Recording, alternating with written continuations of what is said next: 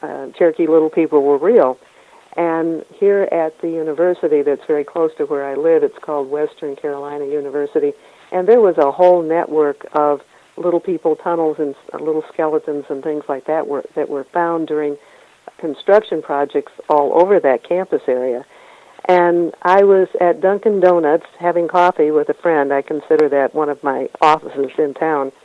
And I overheard a student talking, and she was an anthropology student. So I initiated a conversation with her. And in the process, she told me that the skeletons that had been like in a forensic hidden lab, I guess, at the university had all been sent off to the Smithsonian within a year or two. And I did not know that until this summer. Not only did they have like a little person skeleton and skull, I've got reports from people who graduated from the anthropology department that they had at least 2 giant skeletons with 6 toes. And so if all of that has been shipped off to the Smithsonian, well, that might just be going down this empty hole.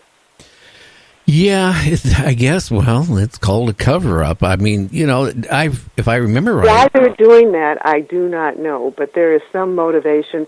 I don't know if it's just strictly within academic circles or if the government gets involved with this, but there is absolutely an effort to maintain history as we had been taught when we were kids.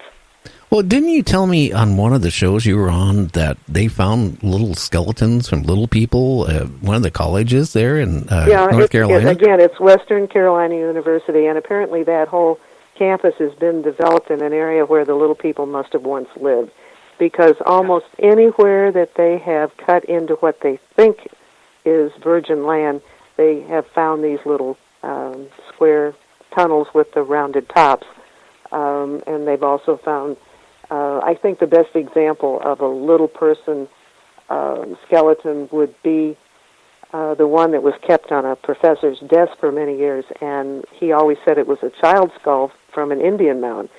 But one of the, actually it was a high school English teacher, I believe, came by one day and looked at the little skull very closely and said, "This is not a child's skull. It has all its wisdom teeth." And that particular skeleton got separated. The professor who had it had the skull on his desk, and he had the rest of the skeleton at his home. So, I don't know. It's just kind of fascinating what's hidden away for us to find. Yeah, and you're saying they found artifacts that go to like the Egyptians and stuff like that. Did I get that right? Now we're going back to the Grand Canyon. Yeah. And the Grand Canyon, they found, it's a vast cavern system with literally hundreds of rooms. They talk about the original finder of this complex, G.E. Kincaid, said there were like spokes in a wheel going out to different parts of this cavern system. And they found things that looked Egyptian, things that looked Oriental. There was, I believe, like a Oriental, almost like a Buddha figure with a lotus in its hand, which indicates that it probably was Buddha. There's hieroglyphics that look Egyptian. There were mummies. There were, just lots. There were different, there was a granary in there. There were urns and cups and gold and copper and just a whole lot of things. There was, I believe, an illustration of 2 animals, and one was a prehistoric type animal. So it would be a place you would love to have been able to go into when it was first found, before people started probably hauling stuff away. That is interesting. The original article says probably about 50,000 people could have lived in the caverns. So we're talking huge. Yeah, I'm wondering how diverse that is. How it all got there, and we're talking everything from the Orient to it makes you wonder. Maybe I don't know. Maybe they had help getting over to this continent.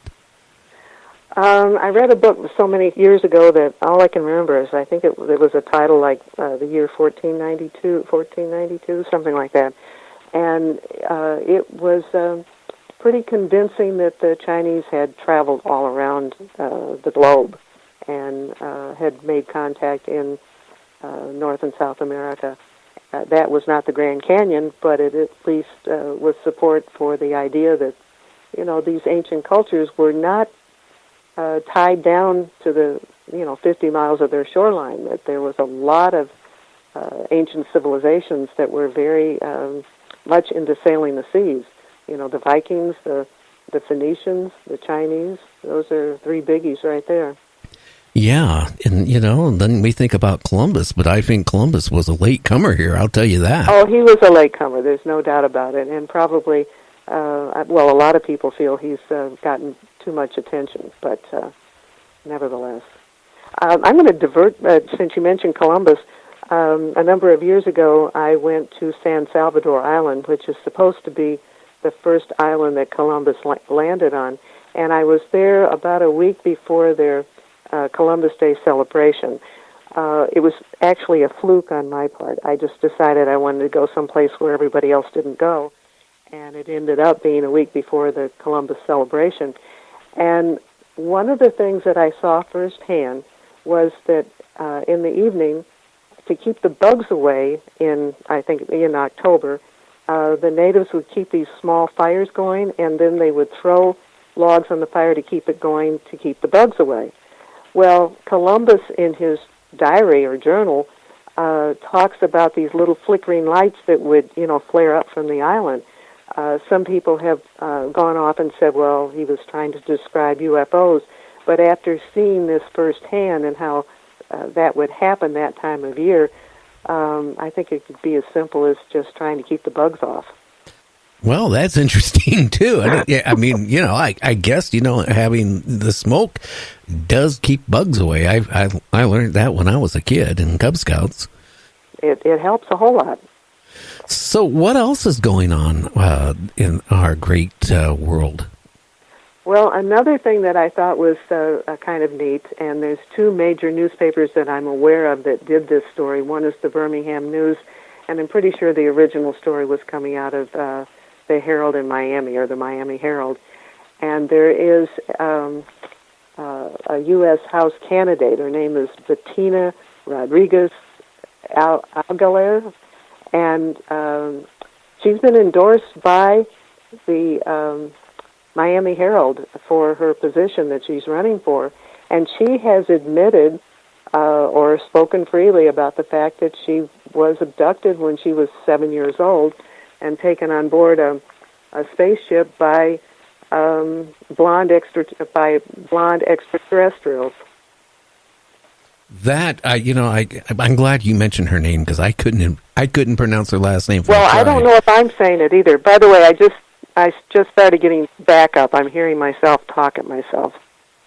I don't know if you can do anything. Well, I can try here. Let's see. Okay. Hello. Okay. Nope. Well. Hello. Nope.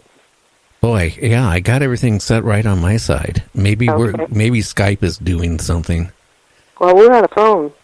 Yeah, but I'm on Skype on my end. Oh, all right. And, Skype sometimes works really good. Then, some nights it doesn't work good. I can honestly tell you this. If I got a guest on who's in conspiracies, like I had a guest on that was with the DOD, I can tell you it was dropping out about every 10 minutes or sooner. Well, I hope that's not the case. But it wasn't doing it when we first started. Yeah. Boy, I don't know. Okay, I'll try to tune myself out. Yeah, I got everything adjusted right here for the mixer. Okay. So I think it's really great, though, that major newspapers in the country will even run a story like this, that a major newspaper will endorse a candidate who's stuck her neck out and, talks about this. I found it interesting that she described the ETs as looking like, let's see, what do they call it? The Christ the Redeemer statue, the one that overlooks Rio de Janeiro. And so because she used that as a reference, I included it in the little article that we have about her so people can see what the face looks like. Wow.